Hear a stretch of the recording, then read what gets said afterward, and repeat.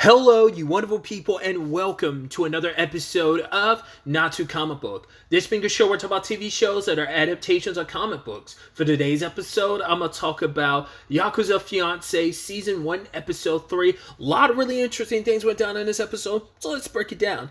Kind of was not expecting literally the opening shot to this episode is Kirishima going down on his lady friend. I thought was interesting, but I also wasn't expecting that. We do see, now with that context of that scene, because you do see, it does seem like Kirishima's having sex with someone in the opening, just like the natural opening for the TV show, and I was like, oh, I just assumed that was Yoshino, but it's not. It's the girl he's with right now. So I was like, oh, that's interesting. So I guess that's just it's like kind of that Yakuza thing of you can have a mistress and stuff like that.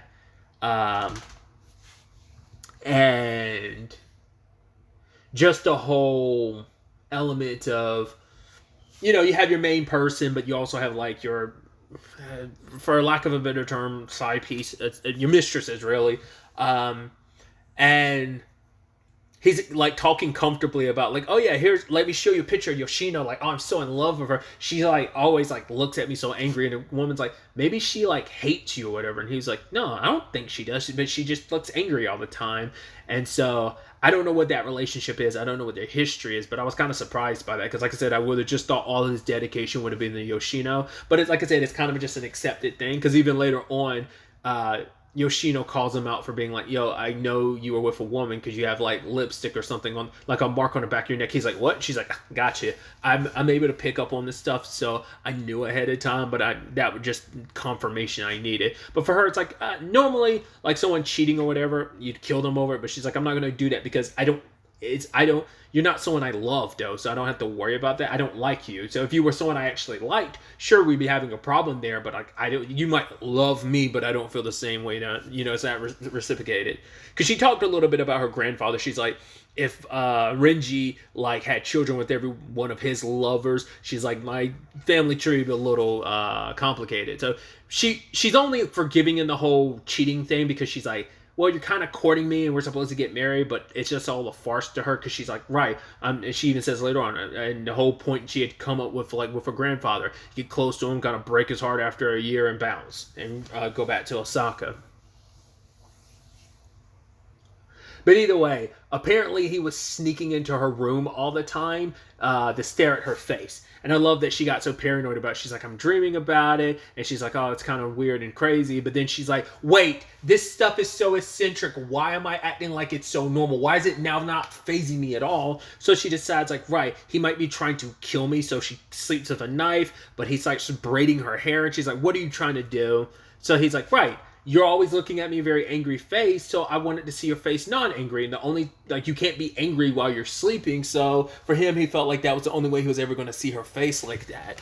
And for her, it's I don't dislike you, I don't hate you or whatever. She's there are certain aspects about the fact is, if you don't want to do something, you're not going to do it, but if you do something, you always try to handle it a certain way, and just she's there are certain aspects of that quality about you that I do find interesting, and but it's yeah, I don't hate you. I avoid you because I don't know how you'll react, which is so interesting considering someone I think kind of made the same point about her at one point, didn't they, later on in the episode?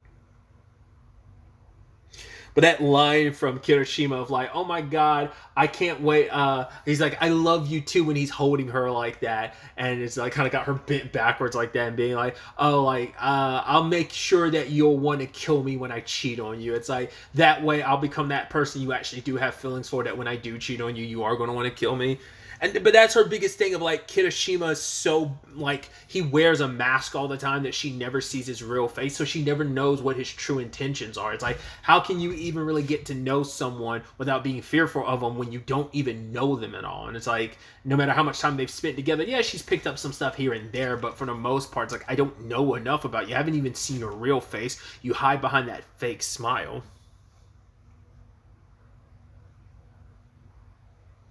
We also got introduced to Shoma, who I kept being oh, is that Kirishima's twin or son. It's because their character models look exactly very similar. So I kept wondering if they were twins, and I was like, am I being stupid? Are they not twins? Turns out I was being extremely stupid. They're not twins. In fact, Shoma actually is tied to Yoshina's family. We don't know like how long they've known each other. They've known each other for a while because apparently he kind of got drunk and started a fight with the Yakuzas. Luckily, the person he ran into was trying to fight was Renji, so that led to his connection to this family. So I don't know if it's supposed to be like a somewhat childhood friend thing of like, I don't know if Yoshino feels that way about Shoma and it's not clear how he feels about her. I mean, he's a little more like, yes, he has a stoic energy about him, but he's I think at least a little easier to read. But to be fair, Yoshino's known him for a while versus Kirishima, who once again wears this fake smile all the time and she's only just getting to know. But once again, she has no intentions of marrying him. Even to the point, it wasn't even just Shoma. What was it? Hote was also asking the question because he's like, right, like, I know I might seem a little overbearing, but the fact is I got to know this whole situation. But she's like, no, it is true. But it's like, yeah, you actually raised me. She's like, in fact, I actually don't remember Grandpa ever being around me, raising me. It's like, yeah, don't ever say that in front of your grandfather. Don't ever let him hear you say that because it'll probably break his heart. Which, speaking on the family front, we did learn about Yoshino's dad. Now the question is like about her mom as well as Yoshino's, as well as Kirishima's actual parents. But it turns out her dad, as I figured as much, was not fond of the Yakuzas. In fact, he didn't really like getting in fights either. But he died in a traffic accident before she was born. So she doesn't even really know what it's like to have an actual father. But now begs the question, well, what's the situation with her mom? Is it like, since they're bringing up her dad, I assume... Well, we'll find out. I don't want to say with any certainty whether or not Renji is her father's father or whether Renji's her mom's dad. So the mom still hasn't been brought up in the picture yet about like maybe she's still alive, maybe she isn't. I mean, obviously she was in Yoshino's life enough because she's commenting on not having a dad, in her life, but it's like didn't comment on not having a mom. So maybe it's a more recent years thing of her mom passing away, or maybe she is still alive and she's just not in her life currently. Who knows? Because another part of this episode involves like the meetings of the different Yakuza groups and stuff. They kind of have a meeting. Apparently, there's one every 4 years. No, not every 4 years. They're having one they have one 4 times a year. So I wonder, is it like a quarterly meeting about things? And we just got a lot of introductions and not really sure where everyone stands. But we did see some older photos of Gaku, Renji, and what's the guy's name? Akishiba, I believe. They apparently have ties together. Apparently, Gaku is not a fan of having his photo taken, but they're like, yeah, because of that, it should speak volumes that his closeness to Renji, if he's willing to at least, there's only like 10 photos of him when he was younger, and typically it's Renji in the photo with him, but also like at least one of them had Akishiba, so there's a lot of dealings happening in the background, because Shoma brings up when he's talking to Yoshino later, because he's trying, once again, like Hote, trying to figure out, get a read on Kirishima and whether or not he's a good guy or whether he should really be around Yoshino or not. Either way, they were talking about this whole conversation about 2 groups in the past amongst all these Yakuzas, like, having a feud, because it was like Suga and Renji apparently have a good relationship, but apparently like, no, or was it Gaku? I can't remember which one it was, but they brought up Suga and like the family he's currently like the head of, like some time ago, I'm going to mix up a lot of the names. Like the main group, their leader, like there was an exchange of sake and it led to like a feud between 2 different groups. It's supposed to be like a union of like west to east, but it led to some, I guess, infighting or fighting between 2 different groups. And now Shoma's kind of wondering if the same thing's happening here, where he's just kind of like, it was, what was it, Gaku and Renji that shared sake exchange, so saying that there's like another feud on the way potentially, or at least like Shoma's like, at least that's how he's viewing the situation. There's a lot of names getting thrown out there, and that's what's kind of confusing me. And like, it's all like, they're all small parts of like a larger group. They all just, once again, we kind of covered this last episode. I might have called them but they're like the Akazas, I believe, from like last episode, which they even kind of brought that up for Yoshino not to worry about knowing too much about the inner workings of a lot of this stuff, because it's like, yeah, the last thing we need is you getting involved in another situation that doesn't involve you getting involved. So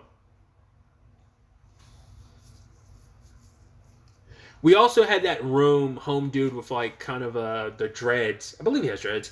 Being like, one of the guys was like, "Oh, do you want me to go into that storage room?" He's like, "Yeah, don't go into that basement." He's like, "Basement?" It's like, yeah, that used to be where like people who were drugged out would go to like go go cold turkey. But now Kirishima, like, that's kind of become his room that he uses often. Which I'm like, I don't know if what that says about Kirishima, that like that space that used to be where people like detox and go cold turkey is now his spot, and that's where he's like reading up a file on Shoma, who, when he's with Yokino, because Yokino is like, yeah, I don't know about this Kirishima guy, and I just want to go back to Osaka. And Shoma's like, well, he doesn't sound like a good guy. Because she's like, I'm worried about I'm living on edge because I can't read him. And I'm constantly worried about how I should act around him, try to kill him before he kills me. And Shoma's like, okay, so should I kill him? And she's like, wait, what? It's like, no, like, he doesn't seem like a good dude. So probably would be better for everyone if he disappears. Fact of the matter is, I'm not a good person, but at the very least, I can kill this one person for you. And she's like, no. I think we're kind of getting ahead of ourselves. He's like, all right, but whenever you decide, which I'm wondering, will that actually be a point in the story for whatever reason that she does co-sign Shoma going after Kirishima? Maybe there's a misunderstanding. Maybe someone manipulates a situation, causing a misunderstanding to make her decide that she wants him dead. I don't know. I feel like if she was going to do it, she wouldn't ask Shoma to do it. She would probably muster it up to do it herself, but who knows? It just feels like that thread there introduced, I feel like that seems to be like, it feels like that's going to be set up for like foreshadowing like a major thing of, like I said, either she's going to try and do it herself, or she's going to use Shoma to do it, but he doesn't see it through, and she comes in to kind of finish the situation. Unclear. I'm just kind of throwing that out there.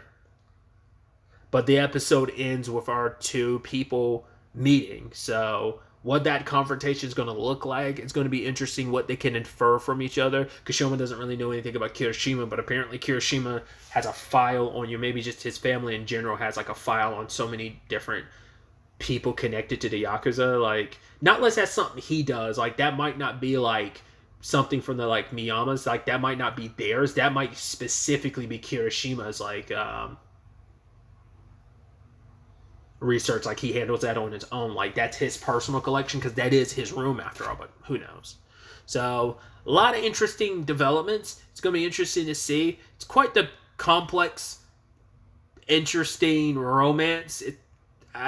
This is probably gonna be one of those like fucked up anime romances where I'm like, it's going to be interesting to see how that story develops, because it's not the typical romance I'm typically associated with, just because the typical romance is of like, it's like an unrequited love, which it kind of is, but this is a more disturbing unrequited love of like, oh, I'm so in love with you, but it's like, it's hard to say where your heart really is, whether or not you are a good person, Kirishima, because you can be scary. So, like I said, just some interesting developments. Maybe we'll have to wait to the next episode as we develop things more and figure things out more about where this series is actually going, what everybody wants, what's kind of happening, behind Kirishima's smile, and more about him and his circumstances, and whether this is going to be a clash between him and Shoma next episode. It is like both of them kind of wanting... Shoma seems to want the best for Yoshino, and it's kind of like a guardian and protector, but maybe there is like a potential love triangle thing of he is a love interest, versus Kirishima, who seems to love her, but it's like, do you even really know the definition of love? You seem like you're a little broken and you're trying to pretend to be a person. It feels like Kirishima's kind of got that archetype of a character, but like I said, we'll have to wait to see. But really, that's all I want to talk about. Till the next time we meet, be happy, be safe, live life to the fullest, and enjoy it. Good day and goodbye.